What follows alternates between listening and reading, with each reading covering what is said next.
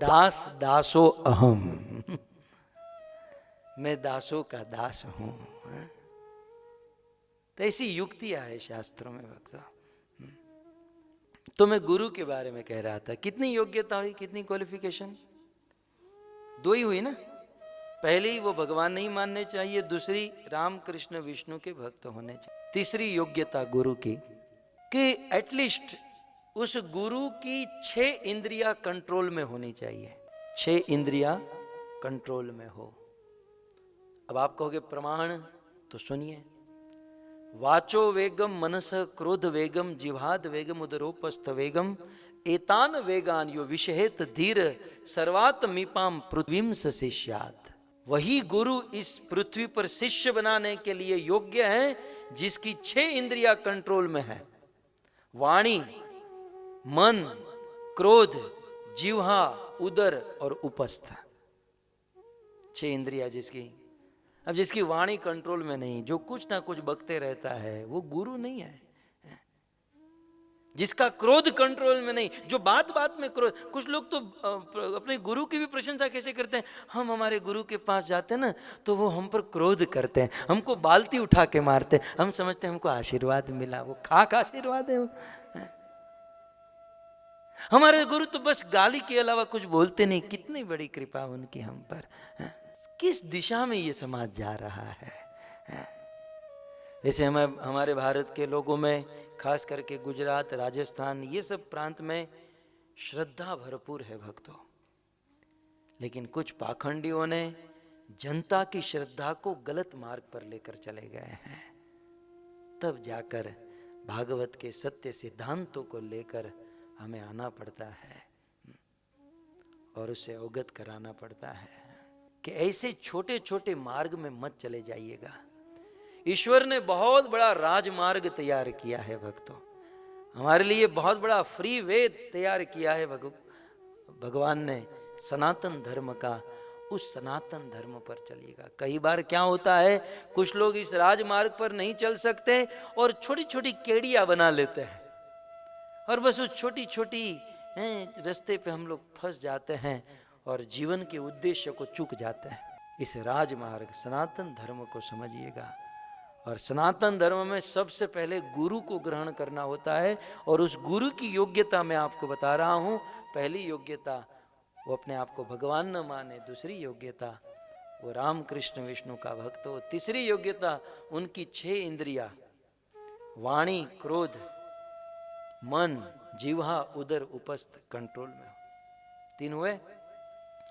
अब जिसको आप गुरु बनाना चाहते हैं ना, उसकी चौथी योग्यता, वो जो बोलते हैं उसका पालन, उसका आचरण उनके स्वयं अपने जीवन में होना चाहिए।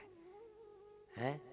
कलयुग में तो जब बोलने की बारी आती है ना तो लगता है बस व्यास मुनि का शिष्य ही आ रहा है, लेकिन जीवन में आचरण की जब बात आए तो कोई आचरण नहीं। गुरु वो है जो आचरण से उपदेश देता है। भक्तों, एक सिद्धांत है, जो व्यक्ति अपने जीवन में कभी आचरण नहीं करता और वो कितनी भी बड़ी बड़ी बातें करें, उनकी बातें लोग सुनेंगे, लोगों को अच्छा भी लगेगा, लेकिन लोगों के जीवन में अप्लाई नहीं होगा, सुनने वालों का परिवर्तन नहीं होगा, क्रांति नहीं होगी, क्योंकि बोलने वाला खुद उसका आचरण नहीं करता है ना। तुम्हें पता गुजरातीઓને શું સમજાવવાનું, આપણે ત્યાં ડાયરો થાય, તમને ખબર છે ને, આપણે ત્યાં ગામમાં આમ લગભગ દર રાતે ડાયરાનો પ્રોગ્રામ હોય અને એ ડાયરામાં ધૂન, સંત વાણી, એકથી એક નરસિંહના ભજન, સુરદાસના ભજનો આપણે ત્યાં ગાય અને આખી રાત હજારો માણસો એ ડાયરો સાંભળે અને ભજનમાં માથું ધુણાવે, વાહ વાહ વાહ। પણ સવાર થાય ને, મેં મારી આંખેથી જોયેલું છે, એટલે ઓલી ઝાડુ મારવા વાળા આવે, જોવે હજારો પાન માવાના પડીકા પડ્યા હોય, रात भर सूरदास के भजन, मीरा के भजन, नरसिंह के भजन सुने और माथा भी हलाया, धुनाया, लेकिन परिवर्तन किसी का नहीं। क्यों? क्योंकि गाने वाला खुद सिगरेट पिए बिना गा नहीं सकता। जो गा रहा है खुद तंबाकू गुटखा खाए बिना गा नहीं सकता। जब गाने वाला खुद पवित्र नहीं है तो सुनने वाले को कैसे पवित्र कर सकता है? याद रहे भक्तों, जब कोई वक्ता बोलता है तो मात्र बोलता नहीं, एक सूक्ष्म क्रिया चलती है। और वो क्रिया क्या है? वो अपनी चेतना ट्रांसफर करता है। सुनने वाले जो बैठे ना, वक्ता सुनने वाले में अपनी चेतना ट्रांसफर करता है। अब खुद पवित्र होगा तो सुनने वाले में पवित्रता आएगी, और खुद पवित्र नहीं है, आचरण नहीं करता, तो सुनने वाले में कतः पवित्रता नहीं आएगी। हम देखते हैं ना, समाज में, लोक में लाखों की भीड़ जुटती है, लाखों की सभा लगती है, घंटों भर प्रवचन भाषण चलता है, लेकिन परिवर्तन किसका हुआ है? जीवन किसका बदला? लेकिन मैं मेरे गुरुदेव का आपको दृष्टांत दूं। 50 साल पहले हमारे परम गुरु श्रील प्रभुपाद भारत से अमेरिका आए।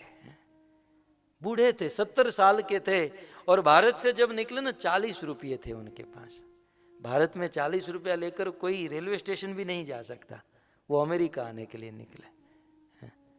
न तो यहाँ कोई पहचान, कोई यहाँ उनका नहीं था, लेकिन भक्तों एक चीज थी, उनके हृदय में पवित्रता थी भक्तों। और आए अमेरिका, बोस्टन बंदरगाह पर उतरे, उन्हें यह भी नहीं पता था मैं राइट जाऊं लेफ्ट जाऊं, न कोई रिसीव करने वाला, कुछ नहीं। एक पार्क में जाकर बैठे और हरे कृष्ण की धुन छेड़े, महामंत्र का कीर्तन करने लगे, और धीरे धीरे धीरे लोग इसे सुनने लगे। उनके प्रवचन में लोग आने लगे। और आपके सामने भक्तों है ये प्रमाण है, ये अमेरिकी लोग, ये हिप्पी लोग जो रात दिन नशा करते थे, नशे के बिना वो 1 घंटा भी नहीं रह सकते थे, लेकिन एक साधु के संस्पर्श में आए और क्या प्रवचन सुने, 2-5 मिनट, 2-5 घंटा। वो भारत के ब्राह्मण सन्यासियों से भी ये हिप्पी पवित्र बन गए। ये क्या था? एक साधु की पवित्रता ट्रांसफर हो रही थी, एक शुद्ध भक्त की चेतना ट्रांसफर हो रही थी। मेरा कहने का अर्थ यह है कि आप खूब कथा सुने, लेकिन थोड़ा सा परखे हम किससे सुन रहे हैं। क्योंकि जो चीज गले से